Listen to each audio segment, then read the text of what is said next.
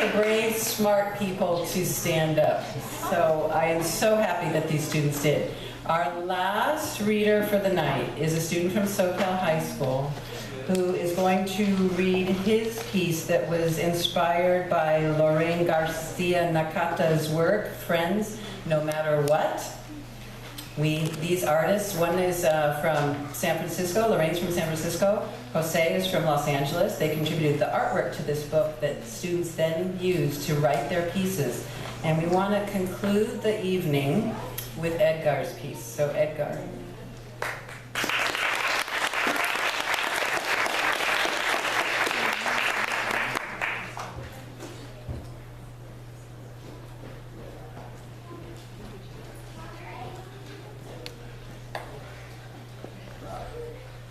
Can you guys hear me? Yeah. Okay. I was born in Washington State. My dad and mom took me at age 9 months to Mexico to stay with my grandma for a while. When my dad and mom wanted to come back to the USA, they could not bring me with them because they're illegal, so they had to talk to a coyote. I'm sure every Latino or Latina knows his name or has heard of it. People give this guy money so he can bring them into the United States illegally. My mom and dad came back without me. They left with my grandma so she could take care of me for a while. That while turned out to be almost 13 years.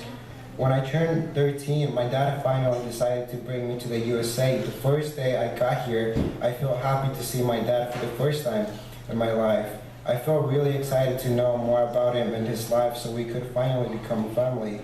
At the time, he was struggling to get a job and did not have enough money to take care of me or buy things I needed for school. In addition, it had been hard for him to be by himself with no money, not knowing anyone, not having a place to live. 2 weeks after I arrived, my dad enrolled me at Shoreline Middle School. On my first day, I did not know how to speak any English. I did not know anyone, just like my dad. The first day felt horrible. Some kids did not like me.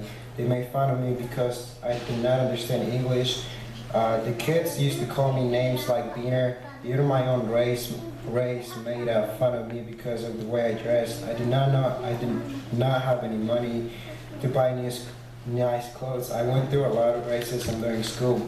One day my dad told me he was going to apply for a job at Honda, a place where they sell and fix cars. My dad sounded really excited for that job. Later he told me he did not get the job because a white guy who was better dressed got the job instead. Even though my dad had more experience in fixing cars, he had learned how to be an engineer in Mexico. It is very sad to see people being judged by the way they look, what race they are, if they're poor or rich, or the way they talk. Eleanor Roosevelt, is that how you say it? The last name? Roosevelt, yeah. Said, great minds discuss ideas, average minds discuss events, small minds discuss people.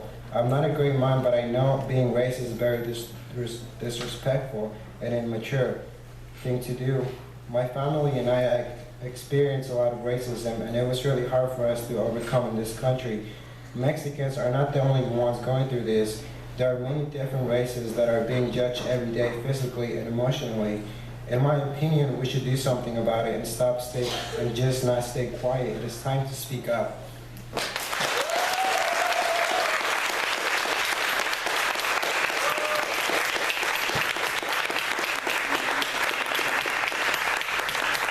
Thank you, Edgar.